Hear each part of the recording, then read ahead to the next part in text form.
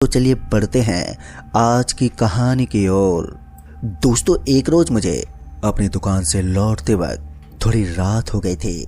मैं अपनी बाइक से अपने घर की ओर एक कच्ची सड़क से होकर जा रहा था कि तभी अचानक ही मुझे ऐसा लगा कि मेरी बाइक के सामने से कोई गुजर गया है, जिसे देखकर मैं एकदम से सहम सा गया कि तभी मेरे मोबाइल की रिंग बजने लगी। तभी मैंने गाड़ी चलाते हुए एक हाथ से अपने मोबाइल को अपनी जेब से निकाला और जैसे मैंने फोन उठाया तो मुझे सामने से एक सिरहन पैदा करने वाली बहुत ही भयानक आवाज आई कि तेरी मौत करीब है। दोस्तों, उस भयानक आवाज को सुनते ही मैं एकदम से हड़बड़ा गया कि तभी अचानक सामने से एक पिकअप पूरी रफ्तार में मेरी ओर बढ़े जा रही थी। इससे पहले कि मैं कुछ कर पाता कि मेरी गाड़ी उस पिकअप से जा टकराई और देखते ही देखते मेरी आंखों के सामने अंधेरा छा गया। और फिर जो आगे हुआ तो चलिए जानते आज की एक और दिल दहला देने वाली बहुत ही खौफनाक कहानी। दोस्तों, मेरा नाम आनंद है और मेरी उम्र इस वक्त तकरीबन 27 साल की है और मैं उत्तर प्रदेश के एक छोटे से गांव मंगलपुर से निवास करता हूं। आज मैं अपने आप को अतीत की एक ऐसी किस्सा सुनाने जा रहा हूं जिसे आज से पहले आपने कभी तो ना ही सुना होगा और ना ही कभी देखा होगा। दोस्तों, ये वाकया शुरू हुआ आज से तकरीबन 3 साल पहले, जब मैं लगभग 24 साल का था। उस वक्त मेरी एक मोबाइल की छोटी सी दुकान थी जो मेरे घर से लगभग 5 किलोमीटर की दूरी पर थी। सब कुछ ठीक चल रहा था और मेरी दुकान पर अब दर्शकों की काफ़ी भीड़ बढ़ने लगी थी, जिससे मेरी दुकान की तरक्की होने लगी और मेरी तरक्की मेरे आसपास में रहने वाले लोगों से देखी नहीं जा रही थी। और फिर एक दिन अचानक मैं अपनी दुकान चला रहा था और मेरी दुकान का मालिक मुझसे किराया मांगने आ गया। दरअसल मैं एक भाड़े के रूम में अपनी दुकान चलाया करता था। उस दुकान का मालिक मुझसे बड़े बेढंग तरीके से बात करने लगा और फिर कुछ लोगों के भड़काने की वजह से वो मुझसे अब दुकान का दुगना किराया मांगने लगा। और इसका मैंने जब विरोध किया तो आक्रोश में आकर उस दुकान के मालिक ने मुझे 2 दिन के अंदर ही दुकान खाली करने की मोहलत दे दी, जिस पर मैं भी अपना आपा खो बैठा और गुस्से में उस दुकान के मालिक को काफ़ी कुछ सुना दिया। मैंने मन ही मन अब ये निर्णय किया कि मैं अब एक छोटी सी दुकान खरीदूंगा और मैं एक दुकान की तलाश में अपने दोस्तों से पता करने लगा। फिर अगले ही दिन मुझे पता चला कि एक दुकान काफ़ी कम दाम में बिक रही है, तो मैंने बिना कुछ सोचे समझे उस दुकान को अपने नाम करा लिया, जो कि मेरे पहले वाली दुकान से तकरीबन 1 किलोमीटर के दायरे में ही थी। उस दुकान के आसपास और कोई दुकान मौजूद नहीं थी। खैर, मैंने अपने नए दुकान पर अपने पुराने दुकान का सारा सामान शिफ्ट किया और फिर अगले दिन से मैंने एक बार फिर अपना काम शुरू कर दिया। एक दिन मुझे काम करते हुए थोड़ी देर हो गई थी और मैंने उस रात उसी दुकान में रुकने का फैसला किया। मैं नाश्ता करके अपने दुकान के अंदर से शटर बंद करके दुकान के अंदर सोने चला गया कि अभी मुझे लेटे हुए कुछ ही देरी हुई थी कि एकदम से लाइट चली गई और मैंने अपने मोबाइल में जब समय देखा तो अभी रात के 11 बज रहे थे। लाइट ना होने की वजह से मैं अपने मोबाइल में यूट्यूब पर वीडियो देखने लगा कि तभी अचानक मेरी दुकान के शटर पर कोई बाहर से पीटने लगा। मैं एकदम से घबराते हुए उठा और लड़खड़ाती हुई हल्की आवाज में मैंने कहा, कौन है भाई? दुकान बंद है, कल आना। कि तभी सामने से आवाज आई, तू मरेगा। उस आवाज को सुनते मैं डर से कांप उठा, क्योंकि मेरी दुकान से दूर दूर तक कोई घर और कोई दुकान मौजूद ही नहीं था। मैंने उस आवाज का कोई जवाब नहीं दिया और अपनी आंखें बंद कर मन ही मन हनुमान चालीसा जपने लगा और फिर कब मेरी आंख लग गई मुझे तो पता ही नहीं चला। फिर अगली सुबह जब मैं अपनी दुकान से बाहर निकला तो मेरी दुकान के बाहर शटर पर लिखा हुआ था कि तू मरेगा। मैं सोच में पड़ गया कि मेरी तो किसी से कोई दुश्मनी भी नहीं है और ये सब क्या है। मैंने फिर कुछ दिन के लिए दुकान को बंद कर दिया और फिर लगभग 1 हफ्ते के बाद मैंने अपनी दुकान फिर से चालू की। काफ़ी वक्त से दुकान बंद करने की वजह से मुझे काफ़ी ज़्यादा काम मिल गए थे और मैं अपने काम में इतना खो गया कि कब रात के 9 बज गए मुझे पता ही नहीं चला। और फिर जब मैंने समय देखा तो मैं फौरन ही अपनी बाइक लेकर अपने घर की ओर निकलने लगा, क्योंकि उस रात की वो घटना आज भी मेरे जहन में घूम रही थी।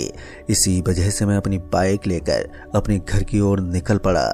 मैं अपने गांव जाने वाली कच्ची सड़क से आगे बढ़े ही जा रहा था कि तभी अचानक ही मुझे ऐसा लगा कि कोई मेरी बाइक के सामने से गुजरा है।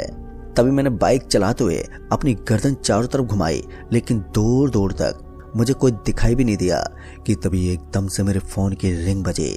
मैंने बाइक चलाते हुए एक हाथ से अपना फ़ोन निकाला और जब मैंने फ़ोन उठाया तो सामने से एक सिरहन पैदा कर देने वाली एक भारी आवाज़ आई कि तेरी मौत बहुत ही करीब है। उस भयानक आवाज़ को सुनते ही मैं एकदम से हड़बड़ा गया कि तभी अचानक ही मेरे सामने से एक पिकअप पूरे रफ्तार में मेरी ओर बढ़ी जा रही थी और इससे पहले कि मैं कुछ कर पाता कि मेरी गाड़ी उस पिकअप से जा टकराई और देखते ही देखते मेरी आंखों के सामने अंधेरा छा गया। मुझे एकदम से ऐसा लगा कि कोई मेरे मुंह पर ठंडी पानी की छींटे मार रहा है और जब मेरी आंख खुली तो मैंने अपने आप को उसी सड़क के किनारे लेटा हुआ पाया और मेरे चारों तरफ से कुछ लोग मुझे घेरे हुए खड़े हुए थे। मैं लड़खड़ाते उठा कि तभी उन्हीं में से कुछ लोग मुझसे कहने लगे, अरे भाई साहब पी रखी थी क्या जो यहाँ पर लेटे हुए थे? तभी मैंने थोड़ी गुस्से में उन लोगों को जवाब देते हुए कहा, कल रात मेरी एक पिकअप से टक्कर हो गई और मैं रात से यहाँ पर बेहोश था। मेरी बाइक भी यहीं कहीं पड़ी होगी। उनमें से एक आदमी ने मुझे मेरी बाइक दिखाते हुए कहा, क्या यही आपकी बाइक है? फिर मैंने जैसे अपनी नज़र मेरी बाइक पर डाली तो मेरी आंखें फटी की फटी रह गई क्योंकि मेरी बाइक बिल्कुल ठीक थी। एक खरोंच तक मेरी बाइक पर नहीं थे। मैंने शांति से अपनी बाइक उठाई और मैं घर की ओर निकल पड़ा। मैं मन ही मन ये सोच रहा था कि आखिर मेरे साथ ये हो क्या रहा है। और जैसे मैं घर पहुंचा तो मेरी माँ भी रो रही थी और मुझे देखते वो मुझे गुस्से में डांटने लगी। मैंने अब तक अपने साथ घट रही घटनाओं के बारे में अपनी माँ से बताया। मेरी पूरी बात सुन मेरी माँ चिंतित हो गई कि तभी उनकी नज़र मेरे गले पर गई और एकदम से उनका चेहरा उतर गया। मेरी माँ ने मुझे डांटते हुए कहा, तेरे गले की लॉकेट कहाँ है? दरअसल मेरे गले की लॉकेट ना जाने कहीं पर गिर गई थी। मेरी माँ ने अपने एक गुरु महाराज से मेरे खातिर वो लॉकेट बनवाया था और मेरे परिवार में केवल हम दो लोग ही थे, मेरी माँ और मैं। मेरे पिताजी का देहांत हो गया था और मेरी माँ का ये मानना है कि मेरे पिताजी की मौत के पीछे किसी जादू टोना का हाथ है और इसी कारण से मेरी माँ हमेशा मेरे गले में एक न एक ताबीज बनवाकर मुझे पहनाया करती है। क्योंकि हम जिस गांव में रहते हैं यहाँ पर अक्सर टोने टोटके कुछ ज़्यादा ही होते हैं। मैंने अपनी माँ को दिलासा देते हुए कहा, अरे माँ मुझे कुछ नहीं होगा, आप घबराइए मत। इतना कहकर मैं अपने कमरे में चला गया और कल रात की उस घटना के बारे में मैं मन ही मन सोचने लगा कि क्या वाकई में वो घटना सच थी या इसके पीछे कुछ और ही कारण है। अभी दोपहर के तकरीबन 11 बज रहे थे और मैं खाना वाना खाकर एक बार फिर अपने दुकान की ओर निकल ही रहा था कि मेरी माँ ने मुझे टोकते हुए कहा, देख कुछ दिनों तक तू कहीं मत जा, ये अच्छा पैर नहीं चल रहा है। लेकिन मैंने अपनी माँ की बात को एकदम से अनसुना कर मैं अपनी दुकान की ओर निकल पड़ा और जैसे मैं अपनी दुकान में पहुंचा तो मेरा चेहरा डर के आगोश में आ गया। तभी मैंने देखा कि मेरी दुकान के अंदर के सारे सामान बिखरे पड़े थे। लेकिन ताजुब की बात तो ये थी कि मेरे शटर पर बाहर से ताला लगा हुआ था और किसी के दुकान के अंदर आने का कोई नामो निशान भी नहीं था और ना ही मेरी दुकान की कोई सामान चोरी हुई थी। मैं बड़ी असमंजस में पड़ गया कि आखिर मेरे साथ ये हो क्या रहा था।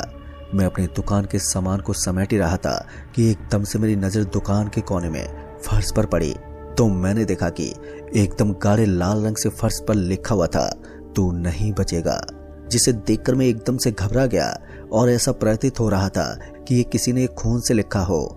मेरी कुछ भी समझ में नहीं आ रहा था कि ये घिनौना खेल मेरे साथ आखिर खेल कौन रहा है।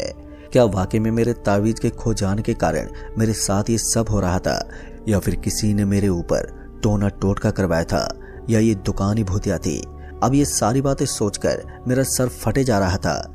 मैंने बड़ी ही मुश्किल से अपने आप को संभाला और अपनी दुकान की साफ सफाई कर मैंने अपनी दुकान शुरू की और देखते ही देखते अब शाम भी हो गई।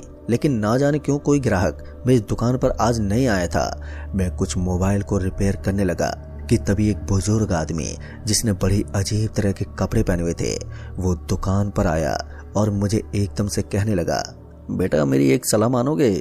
जितनी जल्दी हो सके ये जगह खाली कर दो वरना बहुत देर हो जाएगी। मैं उस आदमी की बात सुनकर एकदम से चौंक गया और मैंने थोड़ी डरी आवाज में उस बूढ़े आदमी से कहा, क्या बात कर रहे हो चाचा, क्यों अपनी दुकान खाली कर दूं? मेरी बात पर उस आदमी ने बड़ी अजीब सी मुस्कान भरते हुए कहा कि ये दुकान कोई आम दुकान नहीं है। इस जमीन के पीछे कई लोगों की मौतें हुई हैं। ये खूनी जमीन है और जो कोई भी एक बार इस जमीन पर अपना डेरा जमा लेता है उसकी मृत्यु तय है। और इतना कहकर वो बूढ़ा आदमी पलक झपकते मेरी नजरों से ओझल हो गया। दोस्तों उस आदमी की बात सुनकर मैं तो घबरा गया था क्योंकि कुछ दिनों से वाकई में मेरे साथ बहुत ही अजीब तरह की घटनाएं घट रही थी।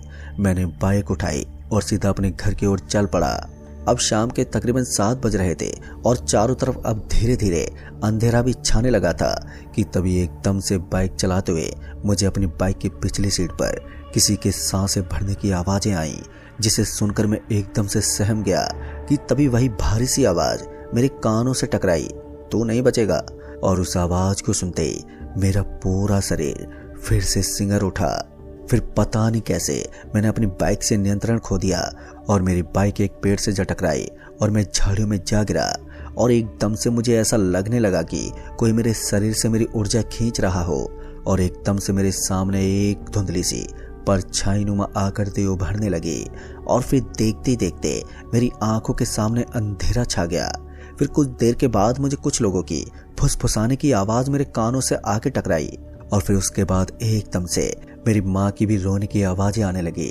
उस दौरान ना जाने क्यों ना तो मैं अपना शरीर महसूस कर पा रहा था और ना ही मैं अपनी आंखें खोल पा रहा था कि तभी एकदम से मुझे ऐसा लगा कि कोई मेरे सीने पर बैठा हो।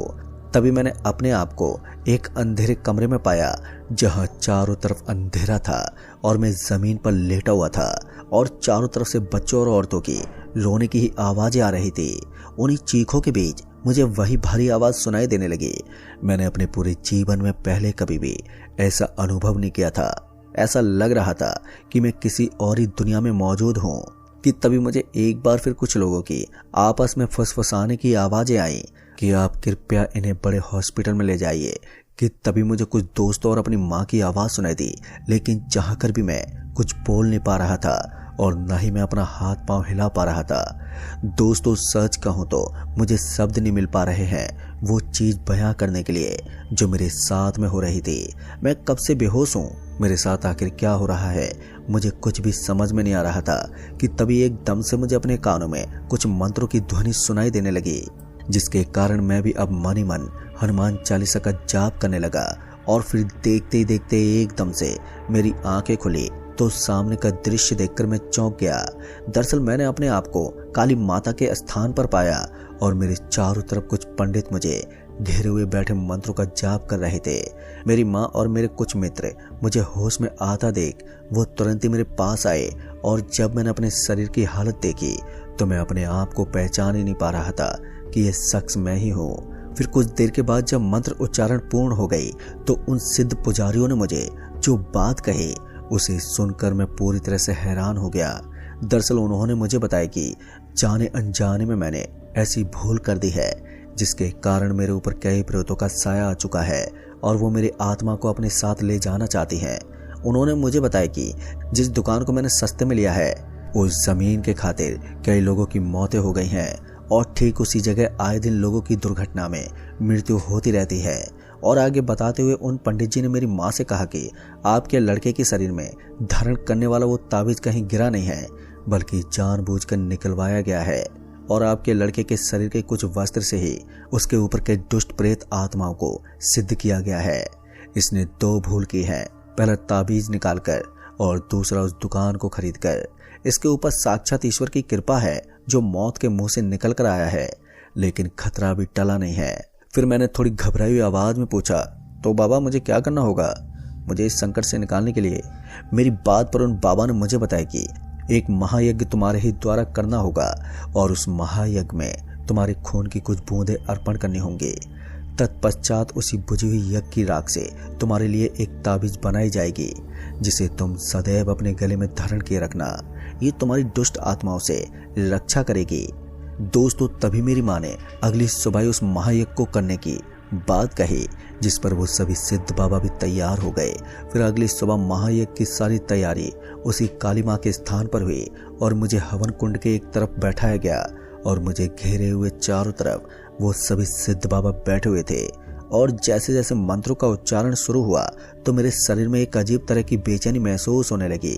और फिर कुछ देर के बाद जब उस हवन में मेरे शरीर के रक्त की बूंदें डाली गईं तो उसके बाद मेरे हाव भाव एकदम से बदलने लगे और देखते ही देखते मुझे अपना शरीर महसूस होना एकदम से बंद हो गया और मेरी आंखों के सामने अंधेरा छा गया। और फिर जब मेरी आंख खुली तो मैं काली माता के स्थान पर लेटा हुआ था। इस दौरान शाम के 5 बज रहे थे और उन्हीं सिद्ध पुजारियों में से एक पुजारी ने मुझे अपने साथ एक पास की नदी में स्नान करने के लिए ले गया और स्नान के पश्चात जब मैं वापस लौटा तो मुझे उस ताबीज को पहनाते हुए उन बाबा ने मुझसे कहा कि कभी भी इस ताबीज को मत उतारना और फिर घर लौटते ही तुम उस दुकान को बेच देना और अपने जीवन की एक नई शुरुआत करना। घर लौटने के बाद जैसा कि मुझे उन पुजारियों ने बताया था तो मैंने ठीक वैसा ही किया।